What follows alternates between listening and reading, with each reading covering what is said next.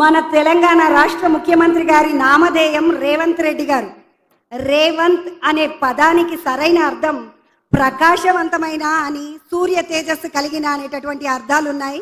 మరి వారు ప్రకాశవంతంగా ఉంటూ తెలంగాణ రాష్ట్ర 50 మంది ప్రజల్ని, ముఖ్యంగా బడుగు బలహీన వర్గాలు, బీద బిక్కి అనగారిన వర్గాలు, మహిళలు, యువత కళ్ళల్లో, ఇళ్లల్లో, జీవితాల్లో ప్రకాశవంతమైన ఆనందపు వెలుగులు నింపేందుకై నడుం కట్టి అదే దిశలో అశ్వవేగంతో పరుగులు తీస్తున్నారు. 6 గ్యారెంటీలు అమలు కోసం అనుక్షణం ప్రతిక్షణం ఆలోచిస్తూ తపిస్తూ వారు అమలే శ్వాసంగా, ధ్యేయంగా, లక్ష్యంగా, చిత్తశుద్ధితో సూర్య చంద్రులతో పోటీపడి అవిశ్రాంతంగా నిర్విరామంగా కృషి చేస్తున్నటువంటి మన గౌరవ ముఖ్యమంత్రి వర్యులు రేవంత్ అన్న రెడ్డి గారికి ఉపన్యాసాన్ని ఇచ్చాల్సిందిగా కోరుకుంటూ థ్యాంక్ యూ సో మచ్ అన్న.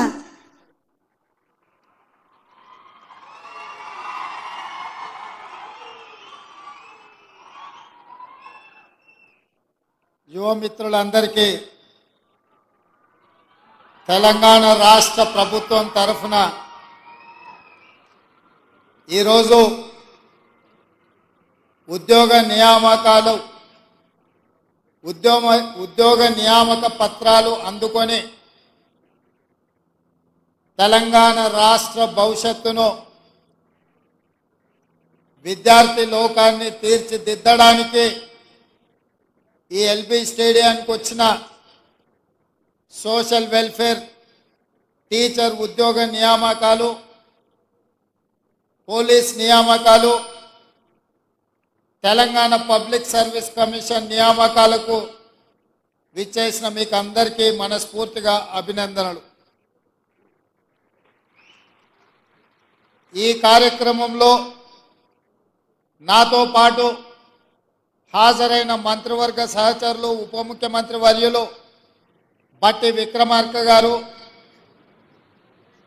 సీనియర్ మంత్రివర్యులు దుద్దిల్ల శ్రీధర్ బాబు గారు, తుమ్మల నాగేశ్వరరావు గారు,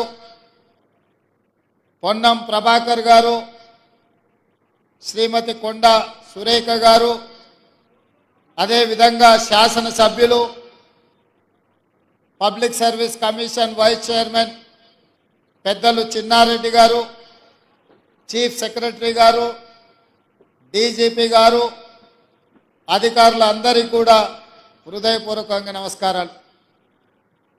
మిత్రులారా, ఎల్బీ స్టేడియం చరిత్రలో శాశ్వతంగా మిగిలిపోతుంది.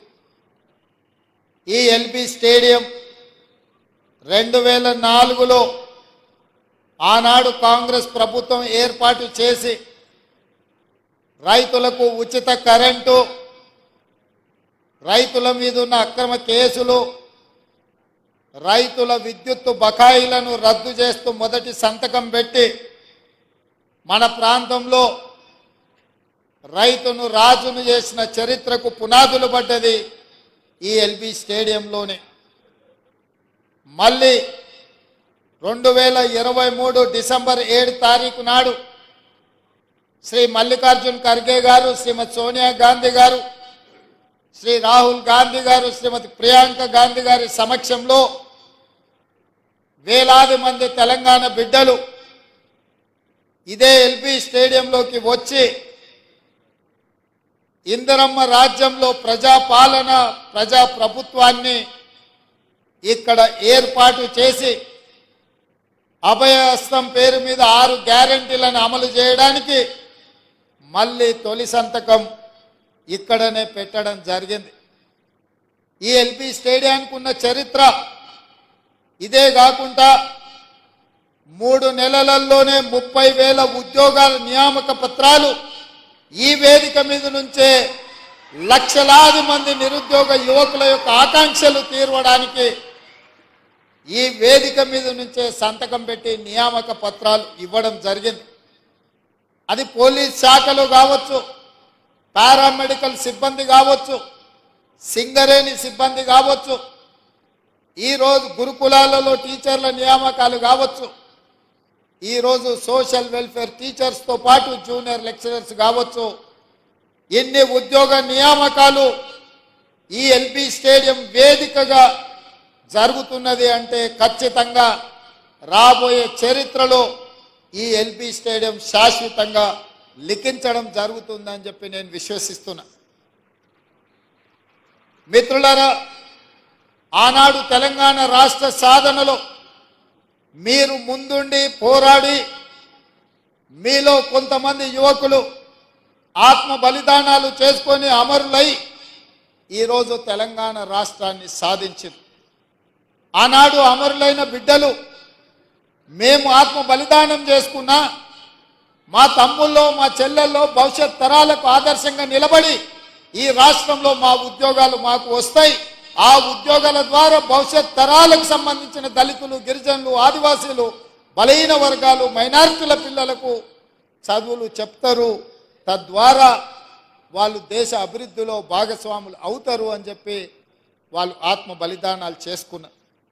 ఆ ఆత్మ బలిదానాల స్ఫూర్తితో ఏర్పడ్డ తెలంగాణ రాష్ట్రం ఆనాటి ప్రభుత్వం ఆ స్ఫూర్తితో పనిచేయాల్సింది వదిలేసి కుటుంబం యొక్క సంక్షేమం కోసం, కుటుంబంలో ఉన్న వ్యక్తుల పదవుల కోసం, వాళ్ళ యొక్క లాభార్జన, వాళ్ళ యొక్క ధనదాహం తీర్చుకోవడానికి గత 10 సంవత్సరాలు వాళ్ళు అదే పనిలో మునిగి తేలిరు. ఫామ్ హౌస్ మత్తులో వాళ్ళు ఉండి లక్షలాది నిరుద్యోగ యువకుల యొక్క ఆకాంక్షలు నెరవేర్చడంలో వాళ్ళు వైఫల్యం చెందిన. మీరందరూ దిల్సుఖ్ నగర్ సెంటర్లోనో, అశోక్ నగర్ చౌరస్తాలోనో, అమీర్పేట జంక్షన్లోనో గ్రామాల నుంచి పేద తల్లిదండ్రులు రూపాయి కూడబెట్టి ఉపాధి హామీ కూలికి పోయి సంపాదించి మీకు పంపిస్తే కోచింగ్ సెంటర్ల చుట్టూ తిరుగుతూ దిల్సుఖ్ నగర్లోనో రకరకాల ప్రాంతాలలో మీరు కష్టపడి చదువుకున్నారు. నోటిఫికేషన్ ఎప్పుడు ఇస్తారో తెలీదు, పరీక్షలు నిర్వహిస్తే ప్రశ్నాపత్రాలు ఏ జిరాక్స్ సెంటర్లో తేలుతాయో తెలీదు, ప్రశ్నాపత్రాలను ఎవరు దిద్దుతారో దిద్దే వాళ్ళ మీద నమ్మకం లేదు, ఫలితాలు ప్రకటించే వాళ్ళ మీద విశ్వాసం లేదు. ఈ రకంగా అపనమ్మకంతో అసలు ఎప్పుడు ఏం జరుగుతుందో తెలియని పరిస్థితుల్లో మీరందరూ కష్టపడి కొట్లాడి ఇక మా ఉద్యోగాల గురించి అడగడం కాదు, అధికారంలో ఉన్న కేటీఆర్ ఉద్యోగాలు ఊడగొడితేనే మీ ఉద్యోగాలు వస్తాయన్న ఆలోచనతోటి ఉద్యోగాలు అడగడం మానేసి తండ్రి కొడుకు, మామ అల్లుడు, కూతురు తండ్రి ఉద్యోగాలు ఊడగొట్టిండ్రు. కాబట్టి 3 నెలల్లో 30,000 ఉద్యోగ నియామక పత్రాలు మేము మా మంత్రివర్గ సహచరులము ఇవ్వగలిగినము అని అంటే ఇందులో మీ కృషి ఉన్నది, మీ యొక్క కష్టం ఉన్నదని చెప్పి నేను నమ్ముతున్నాను.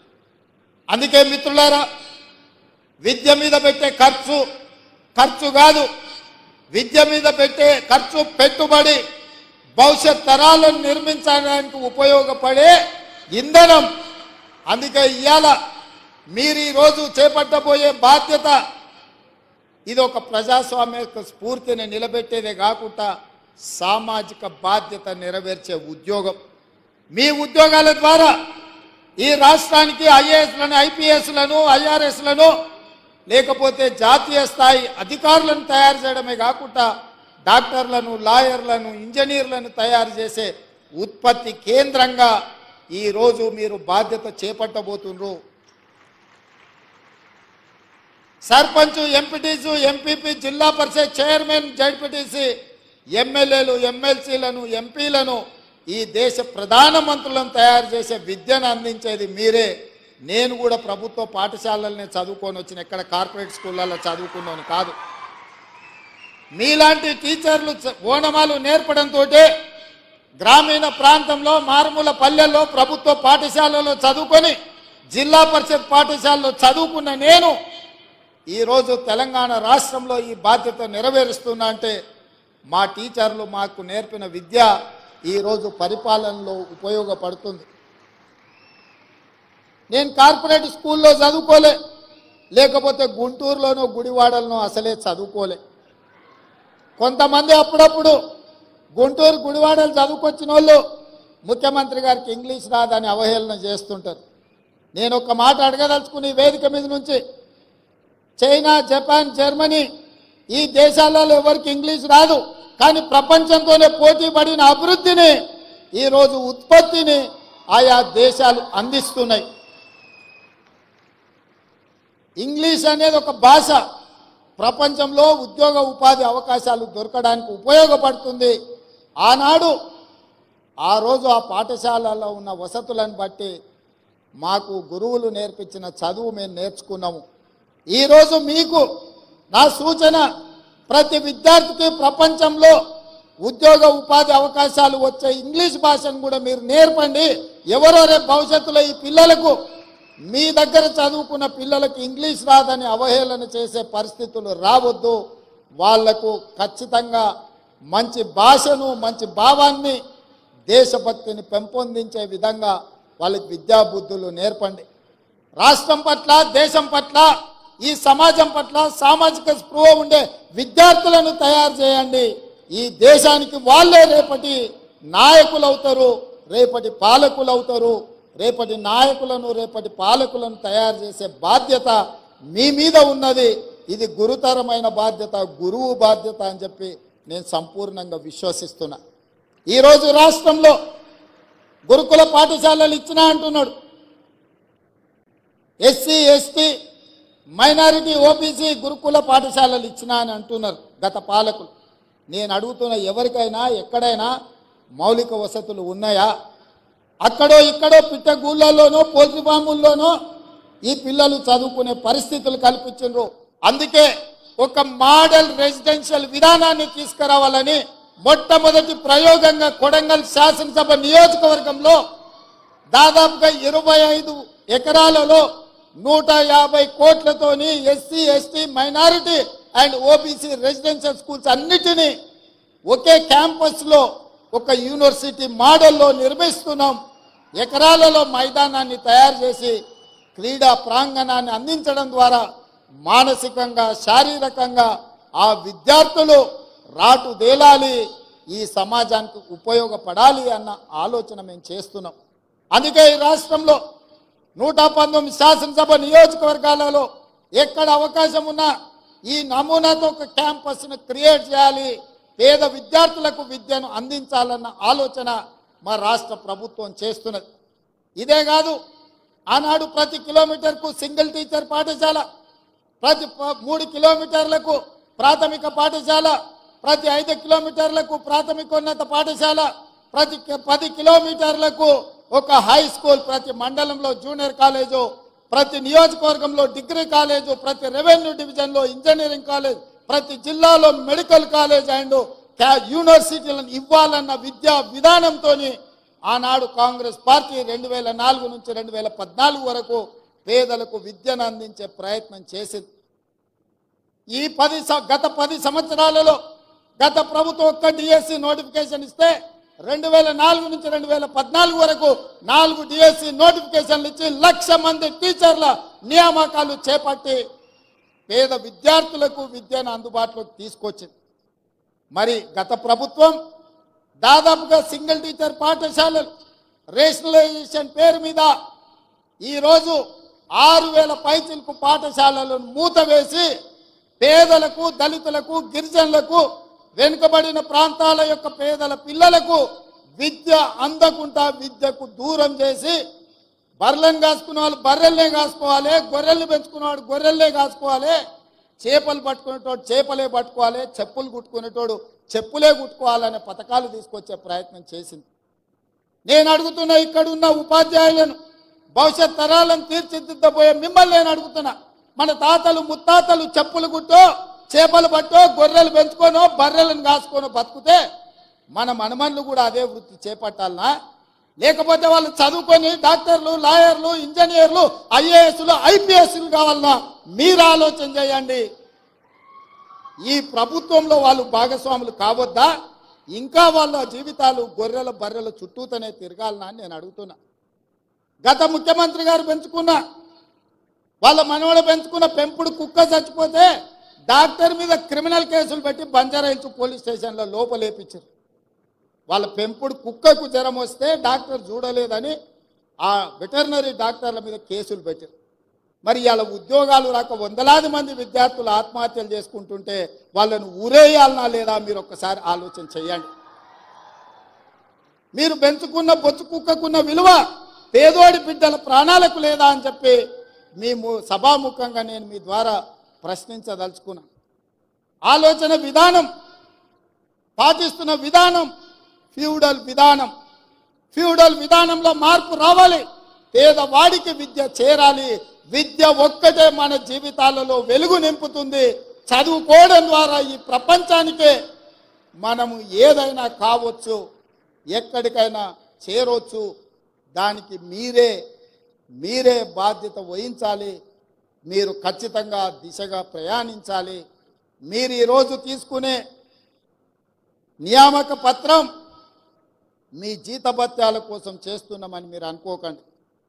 ఈరోజు టీచర్ల వృత్తిని ఎన్నుకోవడం అంటే సామాజిక బాధ్యతను మీరు తీసుకుంటున్నట్టుగా, ఈ సామాజిక బాధ్యత ఈ సమాజాన్ని నిర్మించి వందలాది బిడ్డలు ఎవరైతే తెలంగాణ కోసం ఆత్మ బలిదానాలు చేసుకున్నారో వాళ్ళ ఆశయాలను మనం గుర్తు చేసుకోవాలి, స్మరించుకోవాలి. వాళ్ళు ఏ ఉద్దేశంతో, ఏ ఆలోచనతోని, ఏం ఆశించి త్యాగాలు చేసిండ్రో ఆ త్యాగాల పునాదుల మీద ఏర్పడ్డ ఈ తెలంగాణ రాష్ట్రం ఆ త్యాగాలను కొనసాగించాల్సిన బాధ్యత మన అందరి మీద ఉన్నది. ఇవాళ ఈ నియామక పత్రాలు మేం కష్టపడితే కాదు, మా అధికారులు అహర్నిశలు కష్టపడి కోర్టు కేసులను పరిష్కరించి చిక్కుములను అన్నిటిని విప్పి అహోరాత్రులు మా అధికారులు కష్టపడ్డారు. వాళ్ళందరినీ కూడా మీ చప్పట్ల ద్వారా ఒకసారి అభినందించండి. ఇవాళ ఇక్కడ ఏ తప్పిదం లేకుండా, ఎవరికి నష్టం జరగకుండా మీ ఉద్యోగ నియామకాల పత్రాలు ఈరోజు మీ చేతికి ఇస్తున్నామంటే మా అధికారుల కృషి కూడా ఉన్నది. యథా రాజా తదా ప్రజ అన్నారు. మాకు మా మంత్రివర్గ సహచరులకు చిత్తశుద్ధి ఉంది. మీకు ఉద్యోగాలు ఇవ్వాలన్న ఆలోచన ఉంది. మీ పట్ల మాకు సానుభూతి ఉంది. మిమ్మల్ని మేము మా కుటుంబ సభ్యులుగా ఈరోజు ఎల్పీ స్టేడియం మీ ఇంటికి, ప్రతి వాళ్ళ ఇంటికి మేము పంపించవచ్చు నియామక పత్రం. కానీ మీ కళ్ళల్లో ఆనందాన్ని ప్రత్యక్షంగా చూసే అవకాశం మాకు రాదు. మీ కళ్ళల్లో ఆనందం చూడాలి, మీ కుటుంబ సభ్యులు సంతోషపడాలి. రాష్ట్రంలో ఉన్న 4 కోట్ల మంది మీ సంతోషంలో భాగస్వాములను చేయడానికే ఈ ఎల్బీ స్టేడియంలో అందరి సమక్షంలో ఈ కార్యక్రమాన్ని చేపట్టినాం. ఇది నిరుద్యోగ యువకులకు స్ఫూర్తిని ఇవ్వాలి. ఆత్మహత్యలు చేసుకుంటున్న నిరుద్యోగ యువకులకు ఒక భరోసాని ఇవ్వాలి. మా ప్రభుత్వం వచ్చింది, మా ఉద్యోగాలు వస్తాయనే ఒక నమ్మకాన్ని కల్పించడానికి ఈ కార్యక్రమాన్ని మేము చేపట్టినాం. ఈ కార్యక్రమం ప్రచారం కోసం కాదు. ఈ కార్యక్రమం లక్షలాది మంది నిరుద్యోగ యువకులకు విశ్వాసాన్ని, నమ్మకాన్ని కలిగించడానికి ఈ కార్యక్రమాన్ని మేము తీసుకున్నాము. మిత్రులారా, భవిష్యత్తులో కూడా తెలంగాణ పబ్లిక్ సర్వీస్ కమిషన్ కంప్లీట్గా ప్రక్షాళన చేసినాం. గ్రూప్ 1 నోటిఫికేషన్లు 563 ఖాళీల భర్తీల కోసం నోటిఫికేషన్ ఇచ్చినాం. దాదాపుగా మెగా డిఎస్సి నోటిఫికేషన్ ఇచ్చినాం. 11,604 ఉద్యోగ నియామకాలు, టీచర్లను కూడా నియామకాలు చేపట్టబోతున్నాం. అందుకే ఈరోజు రకరకాల వాళ్ళు రకరకాల మాటలు చెప్తుంటారు. కానీ జరుగుతున్న పరిణామాలను అంచనా వేసే శక్తి మీకు ఉన్నది. ఆలోచన చేయండి. ఈ ప్రభుత్వం మీకోసం ప్రయత్నం చేస్తుందా లేదా? ఈ ప్రభుత్వం పేదల యొక్క ఆలోచన పంచుకుంటుందా లేదా? ఈ ప్రభుత్వం పేదలను కలుస్తున్నదా లేదా? ఈ ప్రభుత్వంలో ప్రజాపాలన జరుగుతున్నదా లేదా? ప్రజల వద్దకే పరిపాలన తీసుకొచ్చినమా లేదా? గడీలలో బందీ అయిన ప్రభుత్వాన్ని గడీలు బద్దలు కొట్టి గ్రామాలకు తీసుకొచ్చినమా లేదా? ఈ 3 నెలల పరిపాలనను మీద అంచనా వేసుకొని రేపు భవిష్యత్తులో తీర్పు ఇవ్వమని నేను అడుగుతున్నా. రేపు జరగబోయే ఏ ఎన్నికలైనా మా పరిపాలన మీద, మా నిర్ణయాల మీద, మేము చేస్తున్న నియామకాల మీదనే మీరు తీర్పునివ్వండి. మీరు ఆలోచన చెయ్యండి. ఇక్కడ విన్నది గ్రామాలకు వెళ్ళి చర్చించండి. మేము చెబుతున్న మాట వాస్తవమా కాదా? ఇవాళ ప్రజలకు స్వేచ్ఛ వచ్చిందా లేదా? మీరు ఒక్కసారి ఆలోచన చేయండి. ఒకనాడు మంత్రులు ఎవరైనా మిమ్మల్ని కలిసేటోళ్ళ? ఎప్పుడైనా మీరు ముఖ్యమంత్రిని చూసిండ్రా? ఎప్పుడైనా ముఖ్యమంత్రి ఎవరైనా కలిసిండా? ఇవాళ పరిస్థితి ఉందా? మీరు ఎవరైనా రేవంత్ అన్న అంటే ఏందమ్మా అని వెనక్కి తిరిగి మాట్లాడుతున్నా కదా. మీ అభిమానంతోనే కదా ఇక్కడ ఉన్నది. ఈ అవకాశం మీరు ఇచ్చిందే కదా. మా తాతనో ముత్తాతనో ఇచ్చింది కాదు కదా. మా తాతలు ఇచ్చిన ఆస్తి కాదు కదా ఇది. అందుకే ఈరోజు మా ప్రభుత్వం, మా మంత్రివర్గ సహచరులు పేదలకు అండగా నిలబడాలన్న ఆలోచనతో నిరంతరం మేము పనిచేస్తున్నాము. ఇంకా చెయ్యాలన్న ఆలోచన మాకుంది. మీ ప్రోత్సాహం ఉండాలి, పెద్దల ఆశీర్వాదం ఉండాలి, మిత్రుల యువమిత్రుల సహకారం ఉండాలి. 35 సంవత్సరాలు రాబోయే కాలంలో ఈ దేశ సంపదను తీర్చిదిద్దే అవకాశం మీ చేతుల్లో ఉంది. ఒక మంచి సంపదను సృష్టించండి. ఇవాళ చాలా దగ్గరలో చూస్తున్నాం, యువత డ్రగ్స్ వైపు, గంజాయి వైపు, వ్యసనాల వైపు పోతున్నారు. విలువలతో కూడుకున్న జీవితాన్ని ఏ విధంగా ముందుకు తీసుకెళ్లాలో వాళ్ళకు విద్యాబుద్ధులతో పాటు సామాజిక బాధ్యతను కూడా నేర్పండి. ఈ మధ్య మా ప్రభుత్వం మీకు తెలుసు, దాదాపుగా డ్రగ్స్ అనే పదమే ఈ రాష్ట్రంలో వినిపించొద్దు.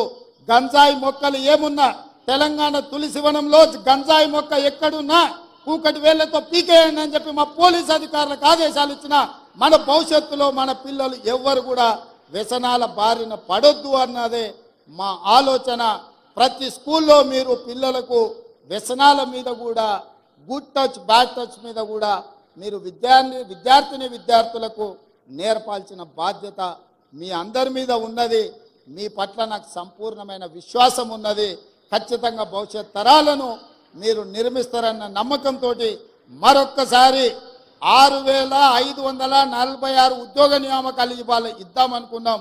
ఎమ్మెల్సీ ఎన్నికల కోడ్తోని కొన్ని నియామకాలు ఆగినాయి. ఈరోజు 5192 ఉద్యోగ నియామకాలు ఇక్కడ చేపట్టబోతున్నాం. మిగతా వాళ్ళకు కూడా కోడ్ కంప్లీట్ కాగానే వాళ్ళ పత్రాలు వాళ్ళ ఇంటికి చేరుతాయి. వాళ్ళందరూ కూడా మంచి భవిష్యత్తుతోటి తెలంగాణ రాష్ట్ర పునర్నిర్మాణంలో, విధ్వంసమైన తెలంగాణ నిర్మించుకోవడంలో మీ అందరి సహకారం ఉండాలని కోరుకుంటూ మీ అందరి దగ్గర సెలవు తీసుకుంటున్నా. జై హింద్ మిత్రులారా. Thank you so much sir. ప్రజాపాలనలో కొలువుల పండుగ 5192 ఉద్యోగ నియామక పత్రాలు అందజేసే మహత్తర కార్యక్రమంలో అభ్యర్థులకు నియామక పత్రాలు అందించాల్సిందిగా గౌరవ ముఖ్యమంత్రి వర్యులు శ్రీ రేవంత్ రెడ్డి గారిని సభాముఖంగా కోరుతున్నాము. Start with, we request Telangana Social Welfare Residential Educational Institution Society to be ready with the awards, to be ready with the norm. Yeah, we request Mr. Anjaya Adepu onto the stage. Telangana Gurukul teacher, biological science, please come onto the dais. We congratulate you on this occasion. We request Mr. Kola Nageshwar Rao Garu onto the stage, principal in residential schools. We request Ms. Manisha onto the stage, junior lecturer zoology.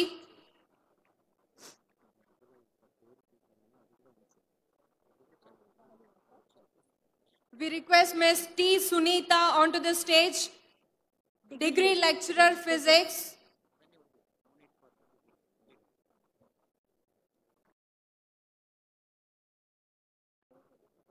తరువాత మహాత్మా జ్యోతిబా పూలే తెలంగాణ వెనుకబడిన తరగతుల residential educational institutional సొసైటీకి సంబంధించినటువంటి ఉద్యోగులు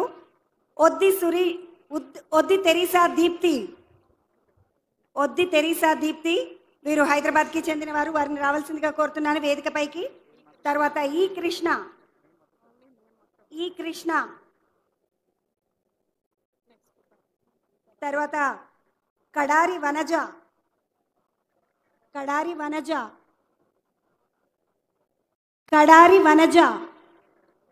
గట్టిగా చప్పట్లు. మనవాళ్లే అందుకుంటున్నారు. కడారి వనజ తర్వాత John Reddy Somireddy గారు తర్వాత కొండపర్తి సంతోష్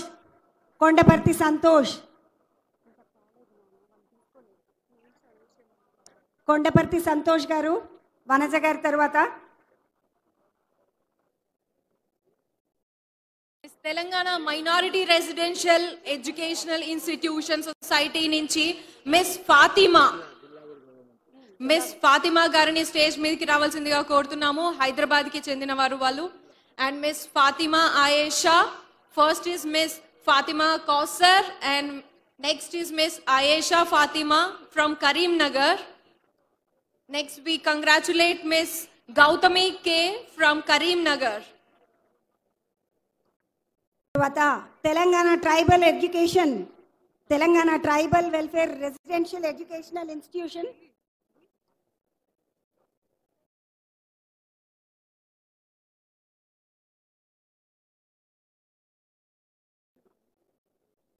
తర్వాత Telangana tribal welfare residential educational institution సొసైటీకి సంబంధించినటువంటి వారు Rathod Sandhyarani Adilabad, Thangellapalli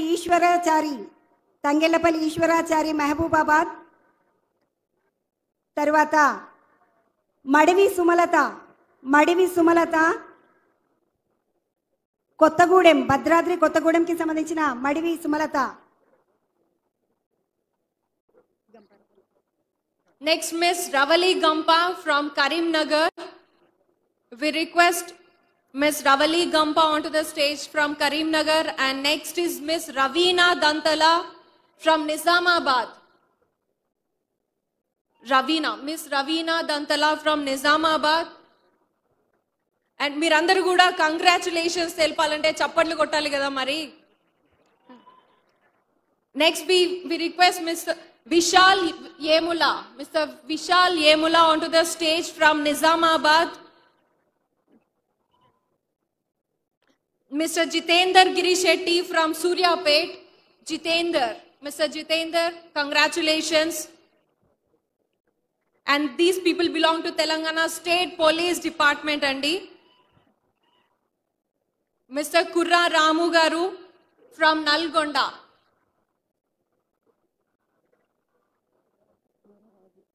Mr. Mora Raju from Hanamkonda. Ms. Neha Kadawat from Nizamabad. Konda Surekha madam గారు కూడా ఉన్నారు మీ హనుమకొండ నుంచి. ఎంత గొప్ప అవకాశం మీకు అందరికీ కూడా ఆవిడ చేతుల మీదుగా, అలాగే రేవంత్ అన్న చేతుల మీదుగా మీకు నియామక పత్రాలు అందుతున్నాయి ఈరోజు. Miss Pavani Nenavath from Medak. తెలంగాణ వైద్య విధాన పరిషత్కి సంబంధించినటువంటి ఉద్యోగాలు ఇవి. మౌనిక బెజ్జారపు జగిత్యాలకి సంబంధించినటువంటి మౌనికా బెజ్జారపు. తర్వాత పి దివ్యచందన మేడ్చల్ మల్కాజ్గిరి డిస్ట్రిక్ట్ తర్వాత directorate of economics and statistics హైదరాబాద్కి సంబంధించినటువంటి ఉద్యోగాలలో నీరజ పాలమాకుల హైదరాబాద్కి సంబంధించిన వారు. తర్వాత D Soumya transport PC Nizamabad. తర్వాత శివకుమార్ పోలీస్ కానిస్టేబుల్ వీరు. శివకుమార్ గారు.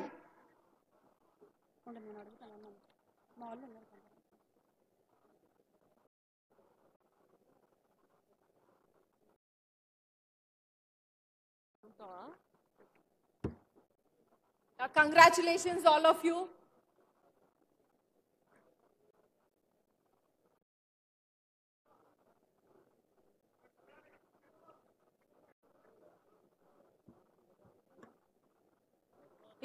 స్టేజ్ మీద విచ్చేసిన ఈ ఒకేషన్ కి విచ్చేసిన అందరూ ఆనరబుల్ మినిస్టర్స్ అందరికీ కూడా థ్యాంక్స్ తెలియజేస్తున్నాము.